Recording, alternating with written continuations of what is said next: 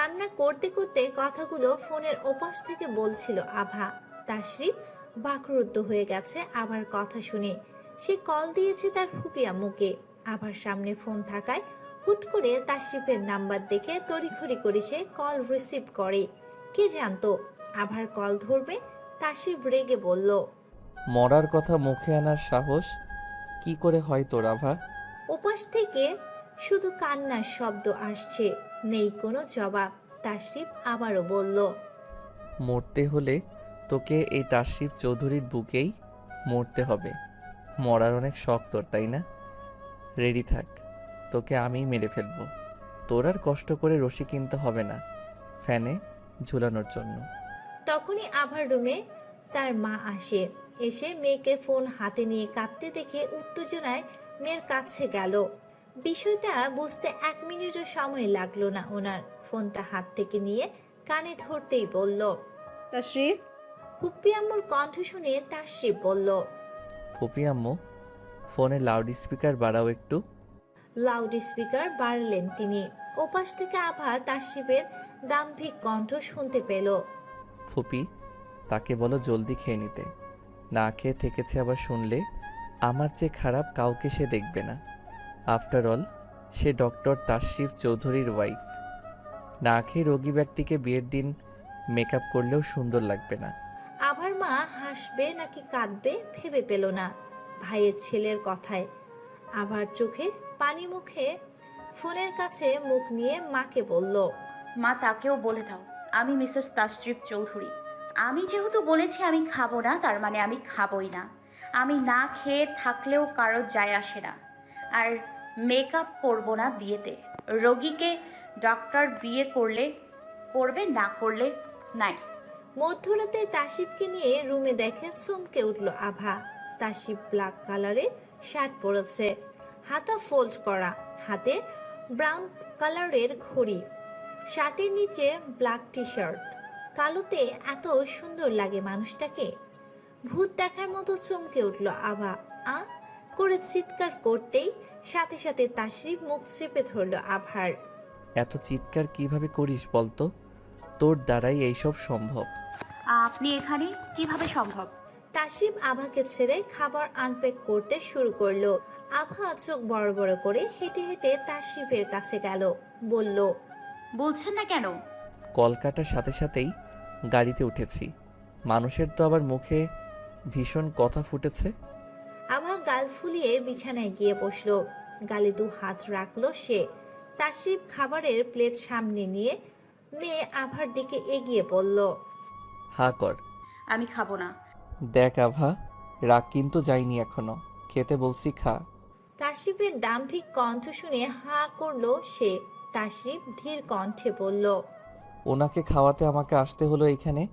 মেয়েরা এত রং তামাশা কিভাবে করে? রং তামাশা করলে যদি এমন কেয়ার পাওয়া যায় তাহলে রং তামাশাই করা উচিত। তাসরিফ কথা বলছে না, সে চুপচাপ খাইয়ে দিচ্ছে আভাকে। তাসরিফের নীরবতা আভার বোধহয় একদম ভালো লাগছে না। সে খুঁচিয়ে বলল, মানুষ এত গোমরা কিভাবে হয় আল্লাহই জানে। তাসরিফ একদম নিচু স্বরে জবাব দিল, ডাক্তারদের চরিত্রই এমন। দুশ্চরিত্র ডাক্তার হলে সমস্যা কোথায় শুনি? তাসরিফ তাকালো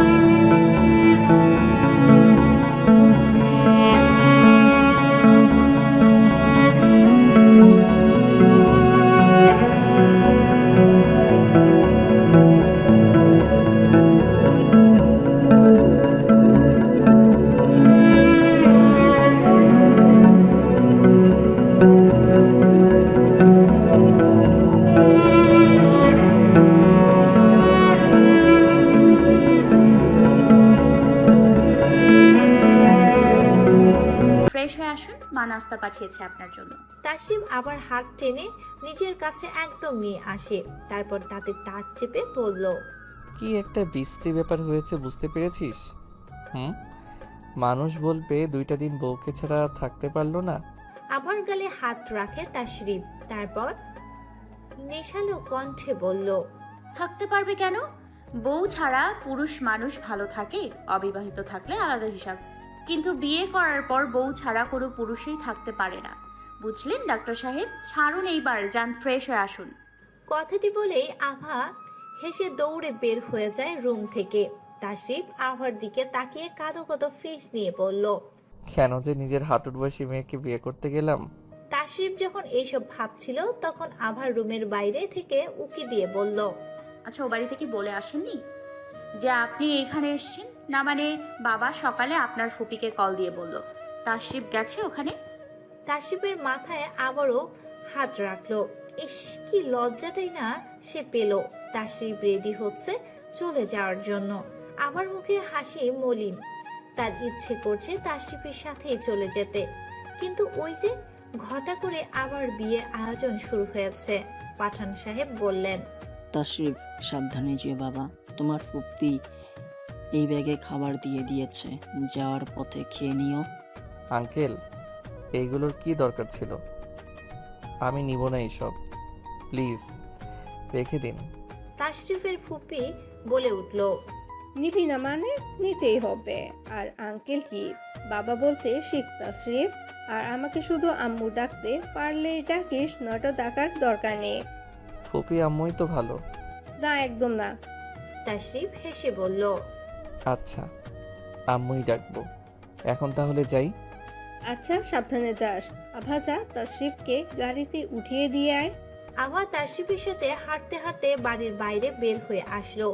তাশরিফ গাড়ির দরজা খুলে বসতে যাবে এমন সময় আবার বেরিয়ে আসলো। আভার দিকে তাকিয়ে বলল, মুখ মলিন করার দরকার নেই, 2 দিন পরই হাসি মুখে নিয়ে যাব। আর খাবার না খেয়ে থাকার কথা যেন আর না শুনি। দেখি কপালে কি এটা। কথাটি বলে আভাকে কাছে টেনে আভার কপালে চট করেই একটা চুমু দিয়ে ফেললো তাশরিফ। তাশরিফ বাসায় প্রবেশ করতেই নীলা চৌধুরী তাশরিফকে দেখেও না দেখার ভান ধরে স্বামী রাফসান চৌধুরীকে বলল, দেখেছো, তোমার ছেলের ওপর দিয়ে একটু কঠিন, ভেতর থেকে বউ পাতলা। দেখলে না কিভাবে না বলে চলে গেল আভার কাছে। তাশরিফ লজ্জা পেলেও তার প্রকাশ করল না, মাথা নিচু করে সোজা উপরতলায় চলে গেল। পেছন থেকে শোনা গেল মা বাবার অট্টহাসি। নিজ রুমে এসে গোসল সেরে নিল। ওয়াশরুম থেকে বেরিয়ে আসতেই শুনল ফোনের রিংটোনের আওয়াজ। ফোন হাতে নিয়ে সে ফুপ্পির নাম্বার, আভা কল করেছে বোধহয়, এটা ভেবে কল রিসিভ করলো তাশরিফ। ওপাশ থেকে আভার কোমল কণ্ঠ শোনা গেল, বাসায় গিয়েছেন? হ্যাঁ, এসেছি। মাত্রই গোসল করে বের হলাম। এখন লম্বা একটা ঘুম দিব। একটু পরে তো সন্ধ্যা হয়ে যাবে। গায়ে হলুদের আগে উঠবো তা নিয়ে তোকে ভাবতে হবে না। ওপাশ থেকে আর কোনো আওয়াজ এলো না। তাশরিফ বলল, হ্যালো হ্যালো। শুনছি।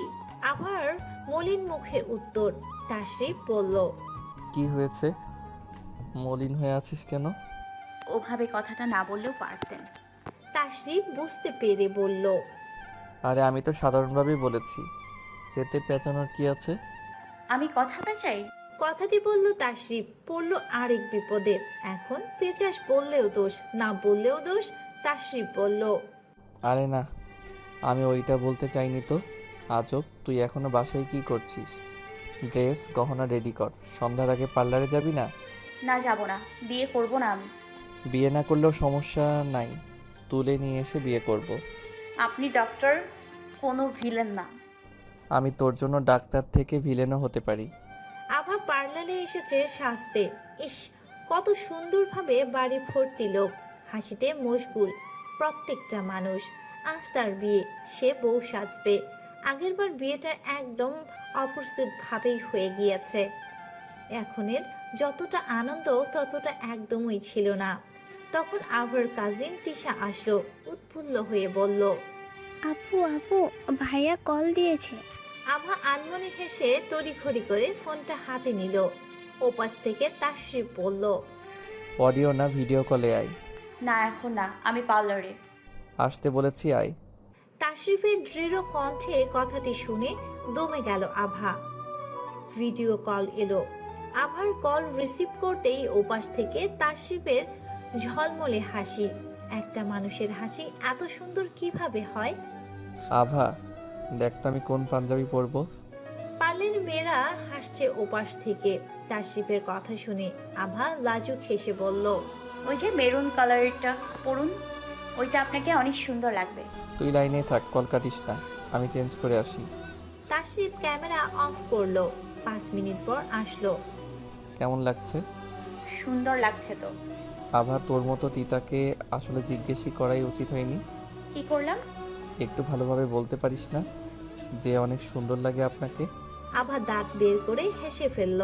পরক্ষণে বলল, এই যে শুনছেন, আপনাকে অনেক বেশি সুন্দর লাগছে। মাকে বলুন কালো টিপ লাগিয়ে দিতে, কারোর যেন নজর না লাগে।